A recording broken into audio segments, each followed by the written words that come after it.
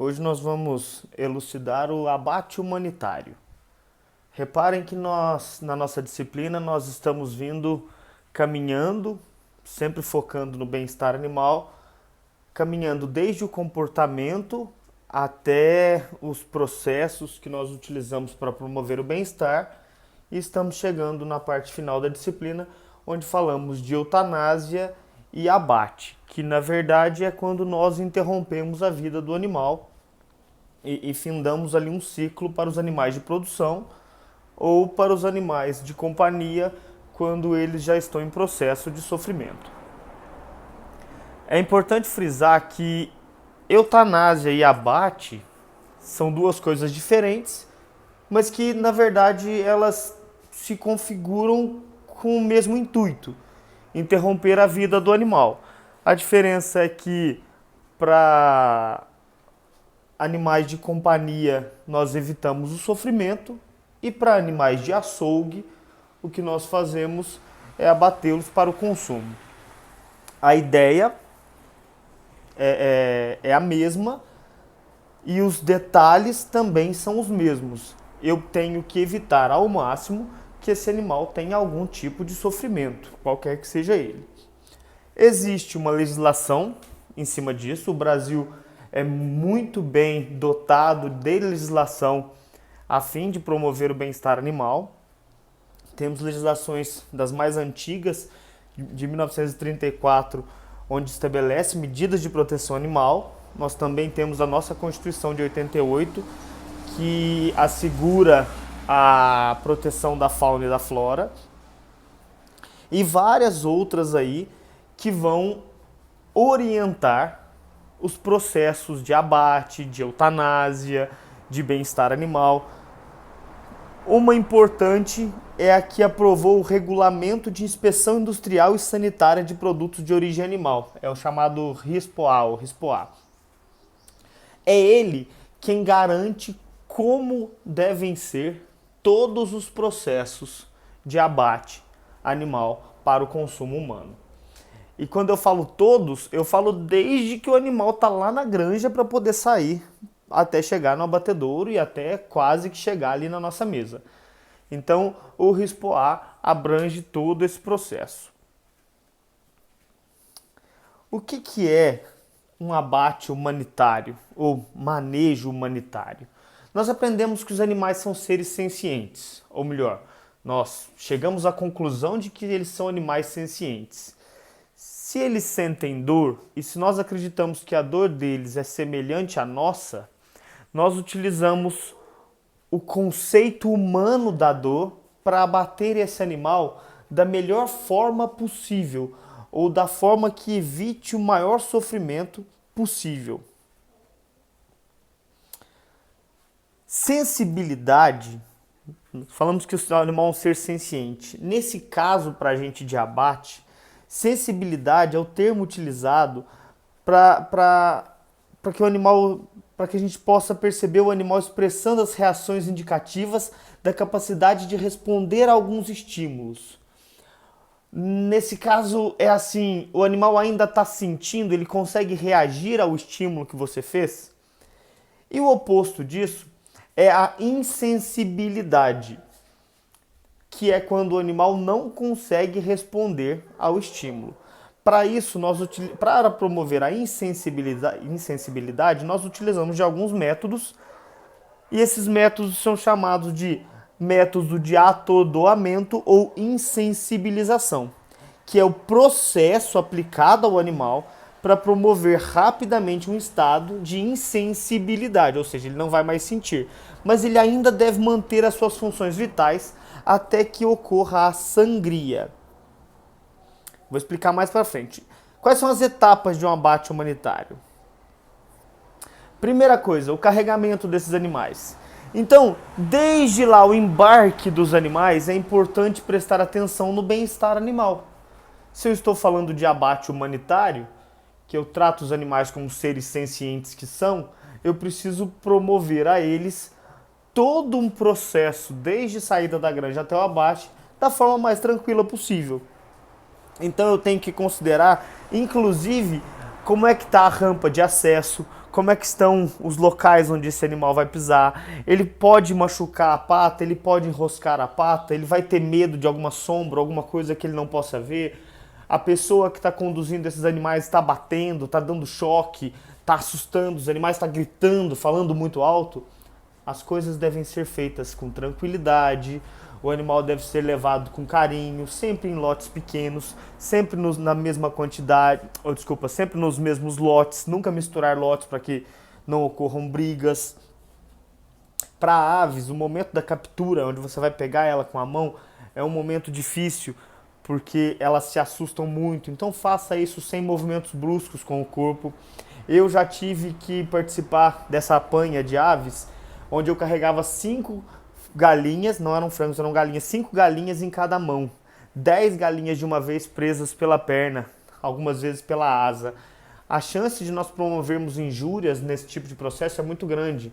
Então é interessante que nós evitemos apanhar vários animais ao mesmo tempo. Quando estamos embarcando bovinos e a pessoa que está embarcando, ela tem à disposição dela aquelas varinhas de choque, faça um favor, corra lá e tire a pilha daquele negócio. Porque eu já tive com ela na mão e funciona. Então é gostoso usar, porque você vê que o animal responde. Só que se você não tiver consciência de que você está promovendo medo nesse animal, não chega a ser dor, porque ela causa só uma cosquinha. Mas, quer dizer, nunca tomei, né? Não sei se é uma cosquinha. Mas você está incomodando muito o animal. E ele não... Esse estresse vai ser prejudicial, tanto para ele quanto para a carne depois. Então nós devemos observar o processo de embarque desses animais. Durante o transporte, nós temos que prestar atenção em várias coisas e para isso precisamos treinar o motorista. Precisamos observar a distância que existe da granja ou do local até o abatedouro, as horas do dia, de preferência que esses animais sejam embarcados e transportados nas horas mais frescas do dia, para que evitemos um estresse térmico nesses animais e que eles acabem sufocando, passando muito calor, às vezes até morrendo pisoteados um em cima do outro. Queremos evitar perdas diretas por mortalidade na chegada, porque esses animais ficam muito nervosos. Eles podem se machucar durante o transporte, eles podem se machucar no desembarque. Aí estão alguns exemplos de caminhões que podem transportar suínos e aves, que são animais que são extremamente adensados no processo de transporte, e isso não é interessante. Então, na visão do bem-estar animal, devemos promover espaço para que esse animal tenha condições de respirar, de trocar calor com o ambiente, de se movimentar, porém devemos evitar que esse animal tenha condições de se movimentar demais, não esteja seguro o suficiente durante o transporte e possa ficar se debatendo e acabar se machucando nas grades do caminhão ou nas grades da gaiola. Isso tudo nós devemos observar para promover o bem-estar animal durante esse processo de abate. Os animais serão desembarcados, pensando a mesma coisa no embarque. Vamos pensar na rampa, como é que é o processo de desembarque. Vamos evitar a demora para desembarcar o animal, não deixa ele no caminhão por muito tempo. Vamos evitar gritos, barulhos. Se tiver com aquelas arminhas de choque, vamos evitar usar aquilo. Tentar ser o mais paciente possível, evitar quedas, evitar que esses animais se distraiam. Podemos utilizar aquelas bandeirinhas para estimular o animal a andar para o local que a gente deseja. Dê tempo desses animais se familiarizarem com o novo ambiente que ele está chegando e também o processo dele de saída do caminhão. Tenha um piso antiderrapante, não só no caminhão, mas também ali no processo de embarque e no desembarque. Para alguns animais, talvez a gente pode botar umas gradezinhas no chão para que ele possa se apoiar. Para bovinos, umas madeiras parafusadas no chão de meio metro, mais ou menos, promove um apoio para as patas, para que ele não escorregue.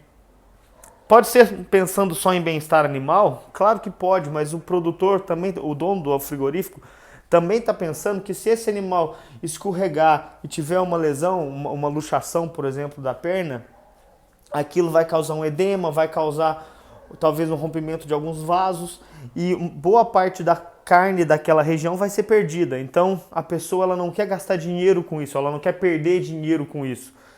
Promover o bem-estar animal promove economias e lucros nesse tipo de situação. Aí é importante, como médicos veterinários, observar que na hora que esse animal chegar, você deve prestar atenção no que está acontecendo, tá? Animais que por algum motivo não estão aptos para ser mortos, seja porque estão doentes, abatidos, não mortos, seja porque estão doentes ou porque estão fracos ou mais debilitados ou magros, eles devem ser separados. Aqueles que estão aptos para matança, eles devem ficar em jejum. Por que esses animais devem ficar em jejum? Porque as vísceras podem se romper no momento do abate e contaminar toda a carne. Esqueci de falar aqui, antes do processo de embarque, esses animais devem ficar em jejum. Antes de sair da granja, eles ficam em jejum, tá? Então eles não comem, porém eles bebem água. É o que nós chamamos de dieta hídrica. Eles têm acesso à água por todo o tempo que eles quiserem. Eles só não terão acesso à água em torno de 2 a 3 horas antes do abate em si. Mas nesse processo dele sair da granja, dele sair do local onde ele está, do curral onde ele está, até chegar no abatedouro, ele está sem comida no estômago. Bovinos aí até 24 horas, mais de 24 horas sem comida, suínos até 24 horas sem comida, todos eles com água. Também porque durante o processo de transporte, esses animais podem acabar entrando em convulsão e vomitar e tudo mais, porque isso é um processo estressante. Então, evitar que ele tenha conteúdo na região estomacal vai evitar depois problemas futuros de contaminação e condenação de carcaça. Aqueles animais que chegaram e desembarcaram e por algum motivo eles não estão muito saudáveis ou se machucaram, eles vão para o que nós chamamos de matança imediata. Tá? Então, nesse momento, você corre com esses animais e já abate eles, para evitar que eles sofram ainda mais. Vou dar um exemplo. O animal se machucou no caminhão e quebrou uma perna. Eu faço uma matança imediata. Eu não espero o animal chegar e descansar e fazer todo o processo bonitinho. Ele chegou, ele está com dor, ele vai ser abatido. Os outros animais que estão saudáveis, eles vão chegar e eles devem descansar. Então existe uma área de descanso. Qual que é o objetivo disso? Reduzir o resto de conteúdo gástrico que possa ter ali, ou seja, um restinho de comida que ele possa ter, porque isso vai facilitar no processo de evisceração. E também porque existe ali um tempo de espera e logística do frigorífico, então isso tudo facilita. Esse animal está descansando, está baixando o nível de cortisol. Então, em suínos, o estresse pode causar probleminhas na carne. Então, quando eu abaixo o nível de cortisol, eu posso evitar esses problemas com a carne. E eu dou a esse animal uma capacidade, um tempo, para que ele reconheça o ambiente que ele está, fique mais calmo, não fique nervoso, porque ele já passou por um processo estressante, que é o de ficar sem comer, sair de onde ele está, ir até o frigorífico, e lá ele já chegar e ser abatido, é muito estresse de uma vez só. Então nós damos a ele um tempo.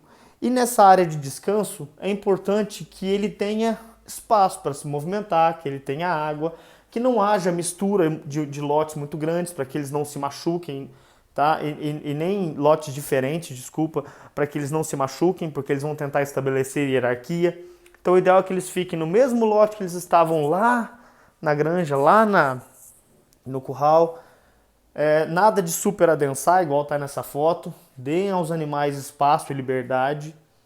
É importante haver espaço de sombra. Quem que não gosta de sombra e água fresca? Nesse processo, tudo que nós queremos é promover ao animal sombra e água fresca. Tá? Água fresca à vontade, sombra em quantidade, ou desculpa, em espaço suficiente para esses animais. Eu não tenho como promover sombra e não posso descarregar os animais. Bem, eu posso tentar aspergir água sobre eles, eu posso tentar colocar um ventilador para que eu melhore o processo de troca de calor. Claro que posso. Aí eu falei da dieta hídrica, nessa área de descanso eles ainda têm essa dieta hídrica, ou seja, eles podem ter água e devem ter água à vontade, potável, em quantidade e qualidade suficiente. Vou conduzi-los à área de abate. Nesse momento a água já foi fechada, esses animais já estão ali, dependendo da espécie, 1, 2, 3 horas sem água, porque eu preciso esvaziar o conteúdo do TGI, do trato gastrointestinal. Nesse momento em que eu estou conduzindo eles para o abate, eles vão passar por um banho de aspersão ali, um banho com água. A ideia é que a gente tire a sujidade que está em volta que está ali na pele. Isso vai também acalma um pouco os animais, mas tira essa sujidade. Isso vai facilitar depois lá no processo de esfola, no processo de retirada do couro. Vocês vão ver mais para frente no curso. Nesse momento eu evito utilizar choques, eu dou preferência para aqueles métodos mais tranquilinhos, como bandeira, como aqueles chocalhozinhos para bater no animal.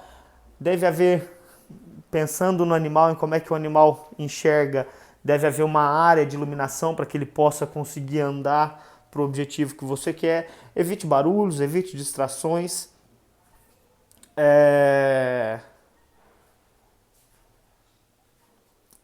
Tente ser o mais calmo possível nesse processo. Quando for lidar com suínos, lembre que eles gostam muito de voltar, empacar e voltar para o local onde eles estavam. Então, utilize uma espécie de uma placa onde você vai atrás deles, como nós já falamos na aula de suínos, para que você facilite a condução desses animais. Cuidado com obstáculos e tudo mais que nós vimos no processo discutimos aí no processo de embarque.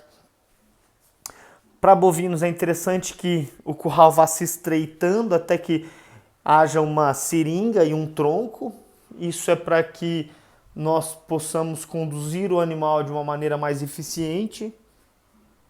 Aí estão alguns exemplos de currais que vão se estreitando e que nós vamos levando o animal por seringa até o abate. No final dessa seringa tem sempre um tronco. Esse tronco é para segurar o animal, tá? E para que ele não mexa, para que ele esteja bem contido, para que eu possa abatê-lo. Como é que é feito esse processo? O animal está dentro de um tronco. Esse tronco é um tronco de contenção, quando eu falo de bovinos. Então, o processo depende de cada espécie. Vou começar aqui com bovinos. No final daquela seringa existe um tronco, o animal é contido nesse tronco e ele vai ser insensibilizado. Primeira coisa que eu falo ele pode ser insensibilizado com marreta? No abatedouro, no frigorífico, num local especializado em abate de animais, é proibido. Por que é proibido? Porque nós temos métodos mais eficientes. Eu, na faculdade, vi um colega meu tentar abater um bezerro e pegar a marreta e acertar o olho do animal. Não é essa a ideia. Então nós queremos promover bem-estar até no abate. Então a pessoa deve ser muito eficiente em como ela vai fazer. Para isso nós temos alguns métodos. Para bovinos nós utilizamos 2 principalmente, que são métodos mecânicos de percussão para deslocar o córtex cerebral. Pode ser por um dardo penetrativo, ou chamado de dardo cativo, que é como se fosse uma arma que você dá um tiro na cabeça do animal. A diferença é que em vez de sair uma bala, sai um dardo que perfura o crânio do animal e esse dardo volta para a arma. A pistola deve ser posicionada, eu vou mostrar aí para você como é que acontece, e esse dardo perfura o córtex cerebral. Tá? Com isso, quando você perfura esse córtex, você tira a ligação do encéfalo, do cérebro, com o resto do corpo. Então esse animal ele vai passar a não sentir mais o que ele sentia antes. Então ele não vai ter mais sensibilidade. Não só essa de dardo penetrativo ou de dardo cativo, a percussão sem o dardo penetrativo, sem esse dardo penetrativo também pode ser feita. É a mesma marretada, a diferença é que é uma arma mais segura, mais fácil de usar e que evita os erros, como por exemplo acertar uma marretada no olho desse animal. Aí está o local onde o verdinho aí, o local onde o dardo vai penetrar, e aí está a região do córtex cerebral. Então, para bovinos e equinos, em torno de 2 dedos acima da linha dos olhos, ou você cruza da linha dos olhos até a linha da orelha, ou da linha dos olhos até a linha do chifre, orelha para equinos, chifre para bovinos, e onde elas se cruzarem é ali que você deve acertar. Se um dia você precisar dar um tiro ou acertar uma marretada no animal, no bovino ou no equino, é aí que você deve acertar. Já para caprinos e ovinos é um pouco mais para cima. Para suíno é bem rente, bem no meio dos olhos. A ideia do tiro ou da marretada nesses animais aí é a mesma coisa. Claro que nós já discutimos na aula de eutanásia alguns outros métodos que podem ser utilizados. É importante frisar que no processo de abate humanitário, onde nós utilizamos a carne para o açougue, e isso é feito dentro de um frigorífico, esses métodos não são aceitos, que é a arma de fogo, o deslocamento cervical, a decapitação e esse trauma direto por marretada. Esses não são aceitos. Quais são aceitos? Essa de dardo cativo, que eu acabei de falar, ou a sem o dardo, e esses outros métodos que eu vou citar agora, que é o método elétrico, que é muito utilizado em suínos, que pode ser tanto a eletronarcose quanto a eletrocução. A eletronarcose, 2 eletrodos são colocados ali bem atrás da orelha do animal e ele toma um choque de 220 volts com 1,5 amperes e isso promove uma inconsciência. A eletrocução é que, além disso, outros 2 eletrodos vão estar na região do tórax do animal, promovendo uma arritmia cardíaca na hora do choque. Para aves, eu posso promover uma eletronarcose através de imersão.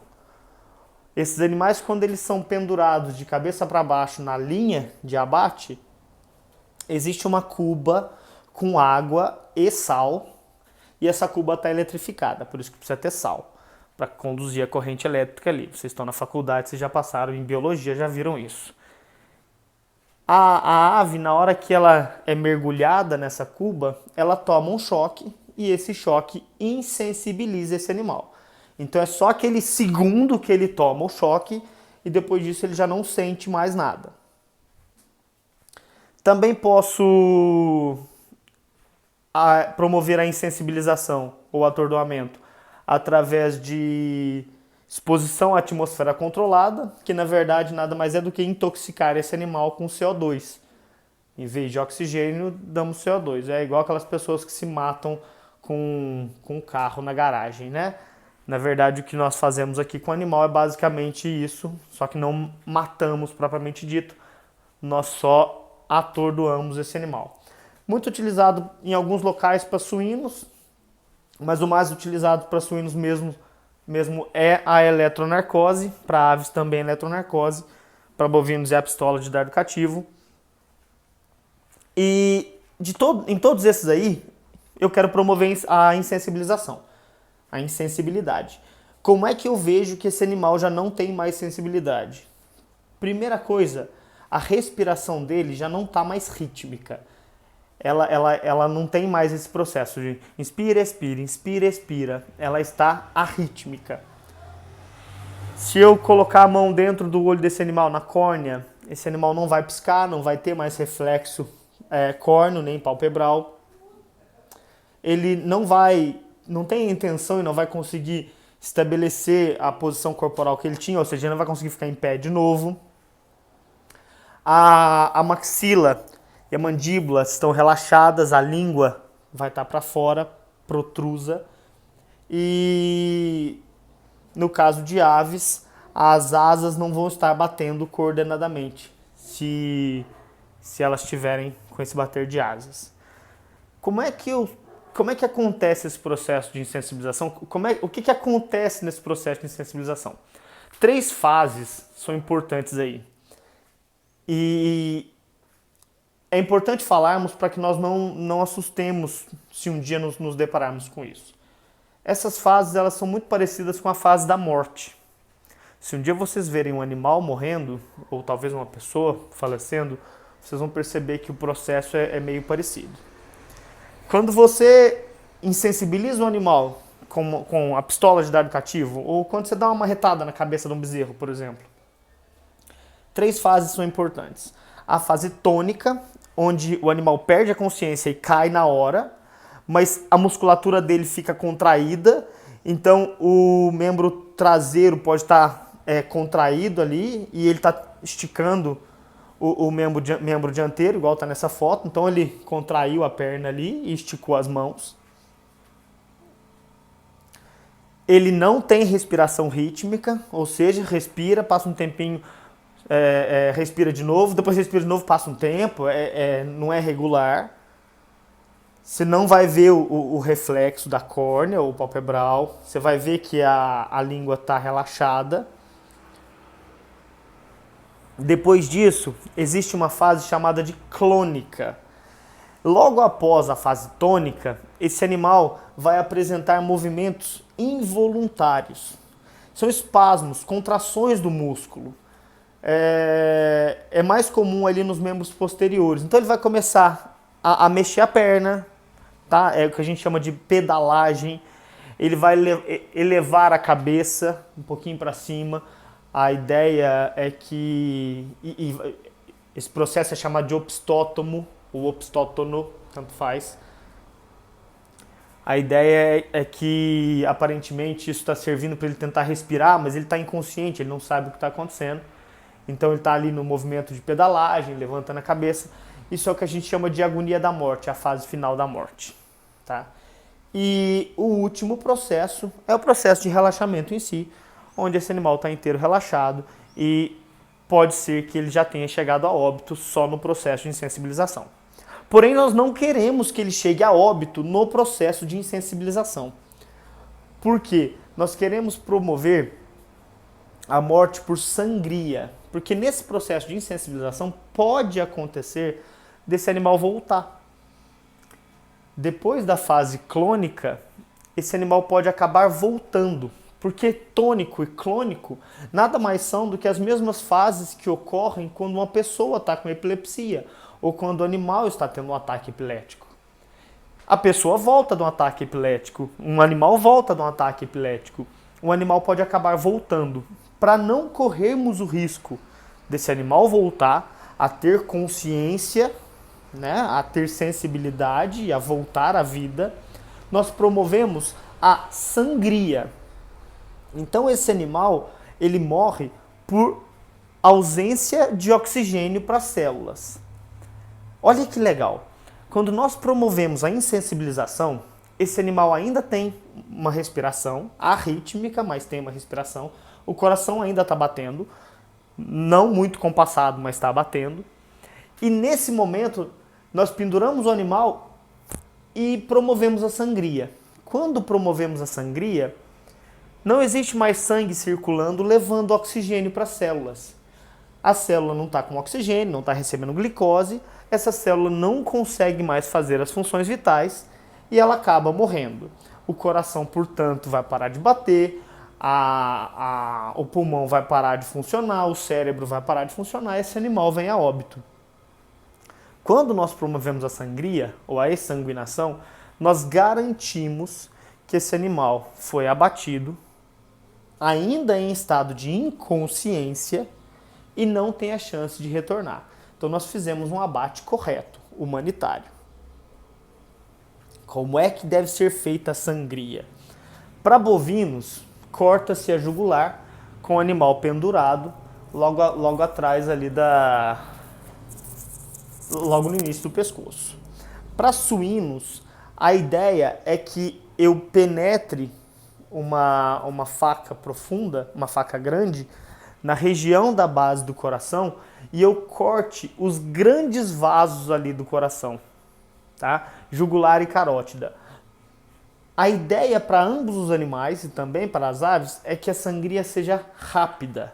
Esse animal ele deve perder sangue rapidamente. Quando eu falo rapidamente, nós estamos falando de 2, 3 minutos, é muito pouco tempo. Porque aí eu garanti que esse animal não teve chance de voltar à vida. Para aves, o processo de sangria no abate humanitário, ele é feito automaticamente. Então as aves entram numa canaletazinha, e aí o pescoço delas é travado e vem uma lâmina e corta o pescoço delas, e aí elas passam a sangrar depois. Nesse caso aí, como não é feito diretamente por um ser humano, tem sempre uma pessoa ali para evitar que o processo seja mal feito ou para evitar que não seja feito e esse animal acabe sendo escaldado depois, ainda podendo voltar à vida. Para isso, sempre existe, tanto nas aves, quanto nos suínos, quanto no frigorífico de maneira geral, existe uma pessoa responsável pelo bem-estar animal. Então ela vai acompanhar todo o processo, desde o embarque até depois da sangria, para garantir que esse animal não sofreu. Tá? E por último aí, nós precisamos falar de um assunto chato, que acontece e que daria uma ótima discussão na sala de aula. Algumas religiões, elas não promovem abate, elas promovem sacrifício, porque acredita-se nessas religiões que o animal é um ser dado por Deus para que nos alimente e tudo mais. E, portanto, quando nós estamos o abatendo, nós estamos fazendo um sacrifício da vida desse animal para nosso consumo. O que não deixa de ser verdade quando você pensa religiosamente falando. Esse tipo de abate, chamado de kosher, ou kosher para os judeus, e de halal para os islâmicos, muçulmanos, ele não promove a insensibilização do animal. Então o animal ele vai diretamente para a sangria sem que ele seja atordoado. Halal significa lícito. O oposto é haram, que é ilícito. Dependendo do processo, o animal ele deve cair voltado para a cidade específica. No caso dos muçulmanos, ele deve ser abatido e cair voltado para Meca. Existe todo um processo interessante. Existe uma pessoa responsável por fazer esse corte na garganta do animal, mas o animal ele deve estar consciente durante esse processo. E daí nós vamos discutir prós e contras disso aí. Em resumo, então, o abate humanitário é aquele feito com o animal inconsciente e que logo em seguida sofreu uma sangria, e durante todo o processo, desde o embarque até a sangria, o animal não sofreu, não passou dor, não passou medo nenhum, claro que na medida do possível. Dúvidas podem mandar aí no grupo.